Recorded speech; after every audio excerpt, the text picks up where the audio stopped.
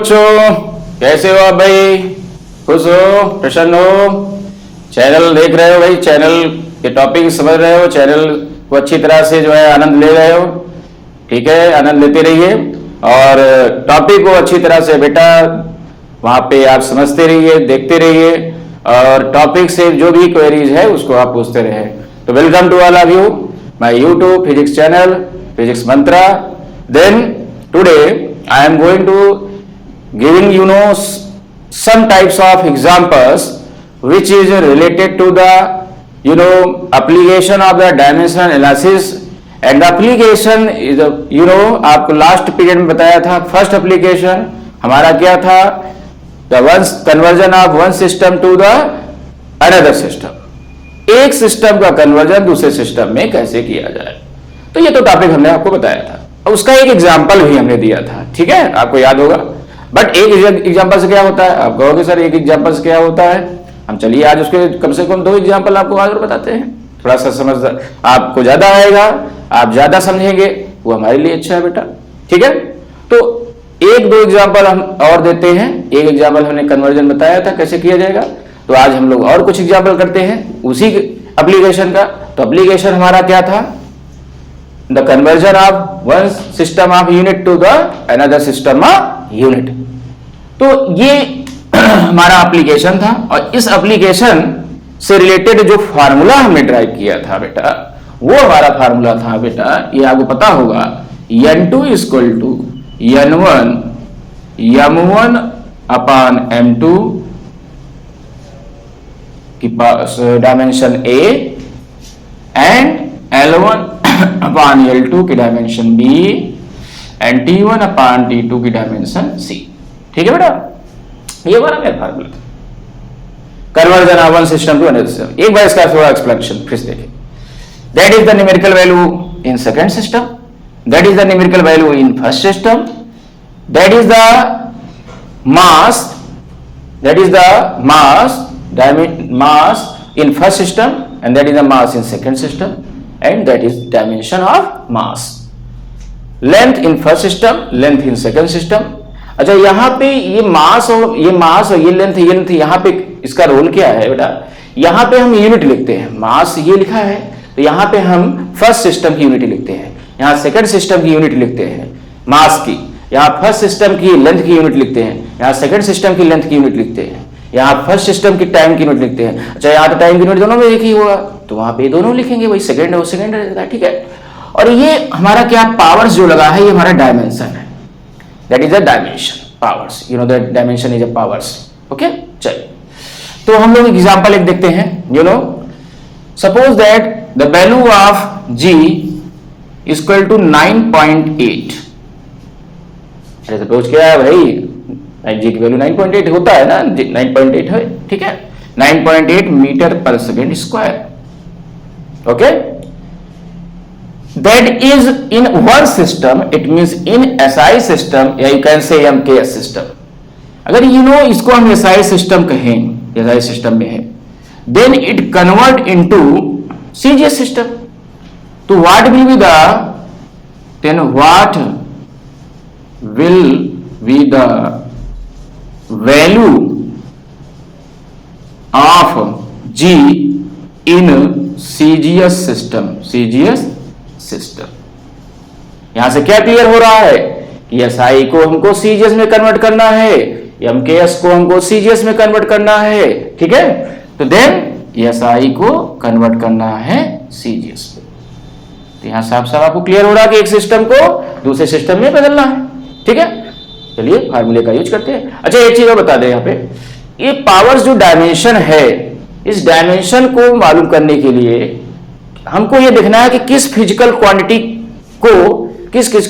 के वैल्यू को चेंज किया जा रहा है। तो फिजिकल क्वांटिटी क्या है? Acceleration due to gravity. अब एक्सेलरेशन ड्यू टू ग्रेविटी के डायमेंशन फार्मूला को हमको पहले यहां पे जानना पड़ेगा और डायमेंशन फार्मूला जब पता चलेगा तो डायमेंशन फार्मूले से हमको डायमेंशन के बारे में, एबीसी के बारे में जानकारी पता हो जाएगी। तो एबीसी की वैल्यू निकालने के लिए उस फिजिकल क्वांटिटी के डायमेंशन फार्मूला को आपको लिखना पड़ेगा। सबसे पहला स्टेप हम लोग शुरुआत में यही करते हैं। तो dimension formula of g, you know that is acceleration due to gravity, एक प्रकार का एक्सेलरेशन है ये, ठीक है, रेस्पेक्ट टू ग्रेविटी। तो देन यहां क्या मिलेगा, LT माइनस 2।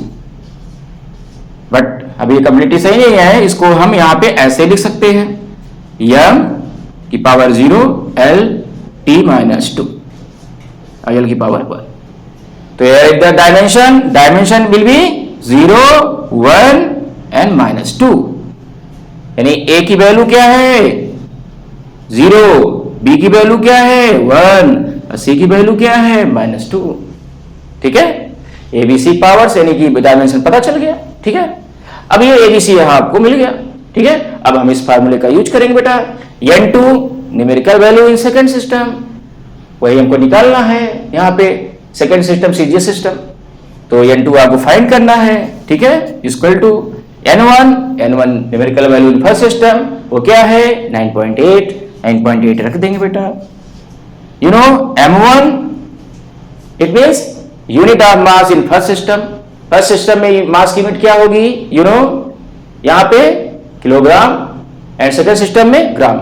अच्छा, यहां पे एक चीज ध्यान दे, यू नो मास का यहां पर देखा जाए तो डायमेंशन फार्मूला में मास क्या है, पावर 0 है। इट मीन मास का जो है, और यहां पर इस डायमेंशन फार्मूले में मास का कहीं यूज नहीं किया गया है। तो मास का यूज नहीं किया गया है तो हम मास के टर्म को यहां पे छोड़ भी सकते हैं, क्योंकि मास का जो है पावर 0 है, डायमेंशन 0 है, तो मास को हम यहां पे छोड़ सकते हैं, मास का यूज कोई नहीं है तो मास को यहां छोड़ देंगे, छोड़ दीजिए। ठीक है, मास वाले टर्म को हम यहां पे छोड़ देंगे, क्योंकि हमको देखना है कि डायमेंशन फार्मूले में LT तीनों है तो तीनों का यूज करेंगे तब सॉल्व करेंगे, लेकिन यहां पे L और T दिया है यानी मास नहीं है तो मास वाले टर्म को हम छोड़ देंगे, मास की कोई आवश्यकता नहीं है। ठीक है, तो देन इट विल बी यहां पे क्या हो जाएगा, L1 क्या है, लेंथ की यूनिट है इन first system, unit of length in first system. Length की यूनिट फर्स्ट सिस्टम क्या है, यानी फर्स्ट सिस्टम SI है, और SI में लेंथ की यूनिट क्या होगी, मीटर होगी। ठीक है, यहां मीटर लिख देंगे।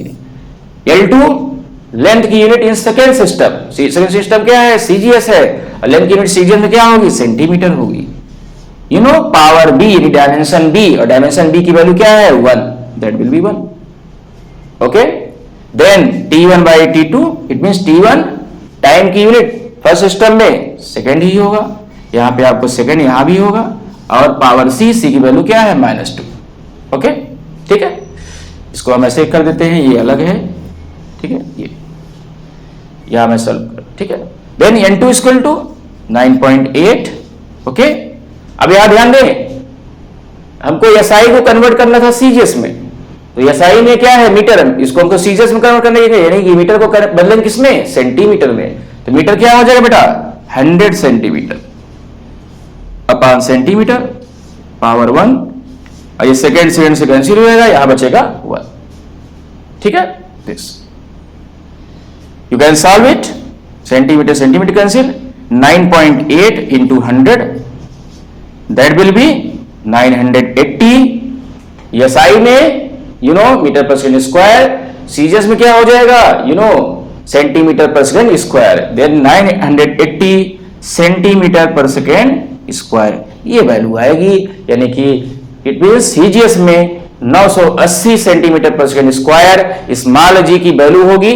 9.8 में जब 100 से मल्टीप्लाई करेंगे, एक जीरो डेसिमल में कैंसिल हो जाएगा, एक जीरो बचेगा, 980 सेंटीमीटर पर second square the value of small g। Let's see another example, एक एग्जांपल और देखते हैं। ठीक है, आई थिंक मेरे आपको समझ में आया होगा। सिमिलरली ऐसे ही हम लोग सॉल्व करेंगे, कोई दिक्कत नहीं है। चलिए एक एग्जांपल और देखते हैं, इसको आप लिख लें, नोट डाउन। ओके, चलिए एक एग्जांपल और लेते हैं। Let's see another example. Formula हमारा यही रहेगा, फार्मूला हम यही यूज करेंगे। चलिए, you know you can take another example, the work done by an object, the work done by an object is 100 joule, 100 joule, joule in SI system. इसमें बेटा SI system, ठीक है, SI system. Convert it into CGS system, convert it into CGS system, CGS system. SI को CGS में बदलना है। Topic तो यही हमारा है, एक सिस्टम को दूसरे में बदलना।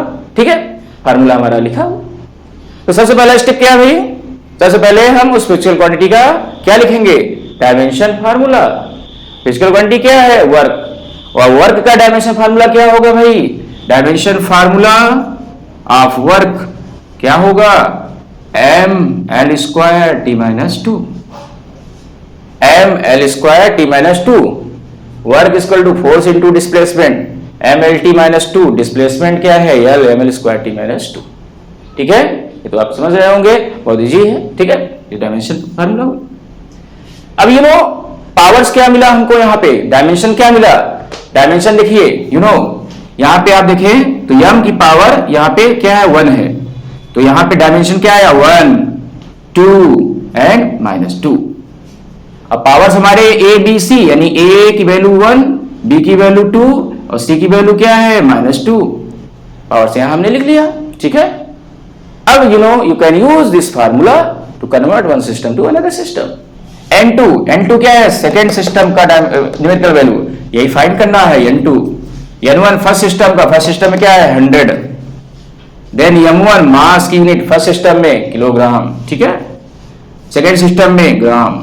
ठीक है, पावर A की वैल्यू 1, यहां 1 लिख देंगे। ठीक है, L1, अब यहां हमको तीनों यूज करना है, मास लेंथ टाइम, बिकॉज डायमेंशन में मास लेंथ टाइम तीनों इन्वॉल्व है। ठीक है, हमको तीनों यूज करना है। ठीक है, चलिए L1 लेंथ की यूनिट फर्स्ट सिस्टम में मीटर, लेंथ की यूनिट सेकंड सिस्टम में सेंटीमीटर, पावर B की वैल्यू 2, टाइम यूनिट सेकंड होगा, यहां भी सेकंड होगा, एंड पावर क्या हो जाएगा बेटा, -2।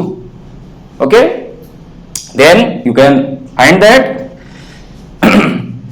SI को CGS में बदलना है, तो देन 100 किलोग्राम CGS में बदलेंगे इसको, तो किलोग्राम को ग्राम में लिखेंगे, क्या हो जाएगा 1000 ग्राम, 5 ग्राम, पावर 1, मीटर को सेंटीमीटर में 100 सेंटीमीटर अपॉन सेंटीमीटर, पावर 2। ठीक है, एंड देन सेकेंड कैंसिल होगा, यहां मिल जाएगा 1। Okay, you can solve it, gram से gram cancel, centimetre centimetre, then 100 into 1000 into ml², इसका स्क्वायर है, 100 का स्क्वायर क्या होगा 10,000, यानी 10 की पावर 4। ओके, 10 की power 4। Okay, then it will be 2 3 2 5 4 9, 10 की पावर 9। ये क्या होगा, किसमें बदलना है जूल को, CGS में। CGS में क्या होता है, अर्ग, तो लिखेंगे क्या, अर्ग। 10 की पावर 9 अर्ग, it means 100 joule of work converted into the CGS and the value will be 10 the power 9 अर्ग। ये बेटा हमारा फार्मूला है, एक बार यहाँ पे देख लें। 100 kg को हमने ग्राम में चेंज किया, 1000 ग्राम, मीटर सेंटीमीटर में 100 सेंटीमीटर, और हमारा ml² t - 2, डायमेंशन 1 2 -2। सॉल्व किया, सेंटीमीटर सेंटीमीटर कैंसिल, ग्राम से ग्राम कैंसिल, ये 1 आ जाएगा। ये हमारा 1000 बेटा, ये हमारा 100, 10 की पावर 5 और 5 to 7। ठीक है, यहां क्या मिल जाएगा 10 की पावर 3, 10 की पावर 4, 5 और यहां पे 4 और प्लस 3 7 और 7 to 9। ये हमारा 10 की पावर 9 अर्ग होगा, N2 की वैल्यू आएगी 10 की पावर 9 अर्ग। It means 100 joule converted into the CGS। Okay, I think that ये आपको समझ में आ गया होगा, टॉपिक आपको कंप्लीट है। आप इसके सारे एग्जांपल करते रहिए और एग्जांपल आप लाइए, करिए, जो भी ना है आप उसको आप चैनल के थ्रू हमसे पूछिए, बात करिए। ओके बेटा, हंसते रहिए, मुस्कुराते रहिए। Thank to all of you.